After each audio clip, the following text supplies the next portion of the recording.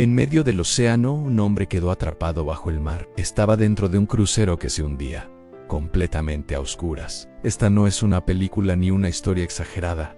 Es un caso real y documentado. Durante más de 30 horas, permaneció con vida dentro de un barco sumergido. Y lo que hizo posible su supervivencia aún es estudiado por expertos en rescate y ciencias humanas. El 13 de enero de 2012, el crucero Costa Concordia navegaba cerca de la isla de Giglio, en la costa de la Toscana, Italia. A bordo viajaban más de 4.200 personas entre pasajeros y tripulación. Lo que debía ser una noche tranquila de vacaciones se transformó, en cuestión de minutos, en uno de los naufragios más impactantes de la historia moderna. Por una decisión no autorizada del capitán, el barco se desvió de su ruta segura y se acercó peligrosamente a la costa para realizar una maniobra conocida como saludo. El error fue fatal. El casco del crucero, de casi 300 metros de eslora, chocó violentamente contra un conjunto de rocas submarinas. El impacto abrió una brecha de casi 50 metros.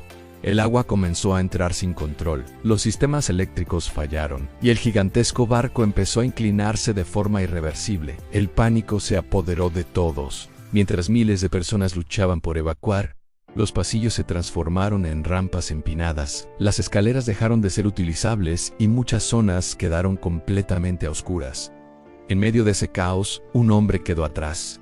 Su nombre es Marico Giampetroni, comisario al mando jefe a bordo del Costa Concordia. Su función no era salvarse primero, sino ayudar a los pasajeros durante la evacuación. Recorría los pasillos guiando a las personas hacia las cubiertas superiores, tratando de mantener el orden mientras el barco se escoraba cada vez más. Pero el tiempo se agotaba. En un momento crítico, mientras asistía a un grupo de pasajeros, el barco se inclinó bruscamente. Marico perdió el equilibrio y cayó por el hueco de una escalera. El impacto fue fuerte, se fracturó gravemente una pierna. Inmovilizado, quedó atrapado en una de las cubiertas inferiores, en una zona de restaurantes que comenzaba a inundarse rápidamente.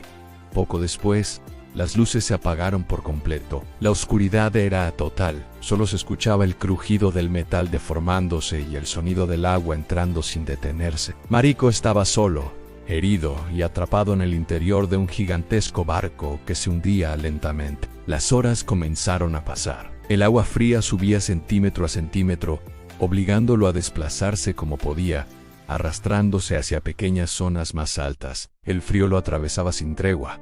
La humedad saturaba el aire, no tenía comida, no tenía agua potable, no tenía forma de comunicarse con el exterior. En situaciones así, el cuerpo y la mente entran en un estado límite. El aislamiento, el silencio y la absoluta incertidumbre suelen provocar pánico, colapso emocional y, en muchos casos, la pérdida total de la esperanza. La supervivencia de Marico dependió de un factor crucial: un bolsillo de aire. Cuando un barco se inclina y se inunda de manera irregular, algunas áreas del interior quedan parcialmente selladas. El agua ocupa la parte inferior del compartimento, pero el aire queda atrapado en la parte superior. Este fenómeno es completamente real y está ampliamente documentado en ingeniería naval. Marico tuvo la fortuna y la lucidez de encontrarse dentro de uno de esos espacios, pero el oxígeno no era infinito.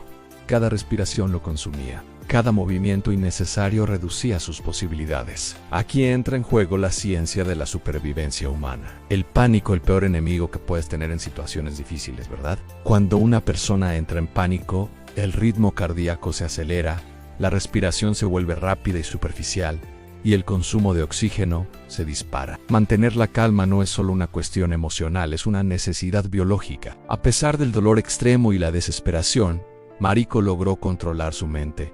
Respiraba lentamente, se movía lo menos posible, administraba su energía. De repente encontró una cacerola metálica y empezó a golpearla con ritmo en el barco, creando un sonido que llenaba el aire. No sabía si alguien podía escucharlo. Era una señal lanzada al vacío. Casos como este no son ficción ni coincidencias aisladas. Son historias reales, documentadas, que muestran hasta dónde puede llegar la mente humana cuando no existe una salida aparente. Y eso es exactamente lo que exploramos en este canal.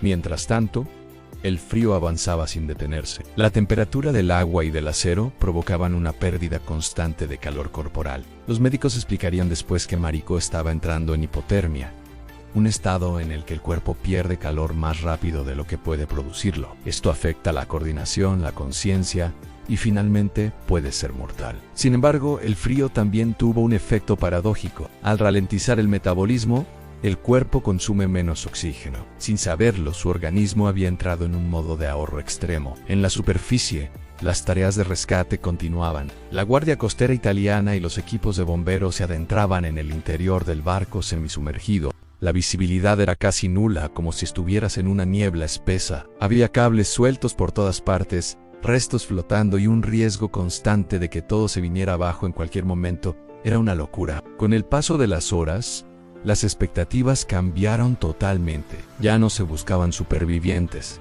solo se recuperaban cuerpos.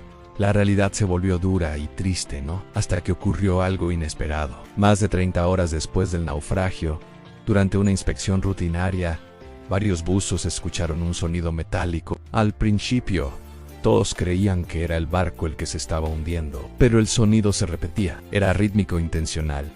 Siguieron el ruido a través de pasillos inundados y estructuras deformadas. El sonido los llevó hasta una puerta bloqueada, donde el misterio se sentía en el aire. Del otro lado, escucharon una voz humana. Era Marico Giampetroni y seguía con vida. ¿Quién lo diría? El rescate fue extremadamente delicado. Los equipos tuvieron que abrirse paso con cuidado para no provocar un colapso estructural. Tras varias horas de trabajo, lograron alcanzarlo. Lo encontraron deshidratado, con una pierna rota, sufriendo hipotermia, pero consciente. Había sobrevivido más de 36 horas atrapado bajo el mar.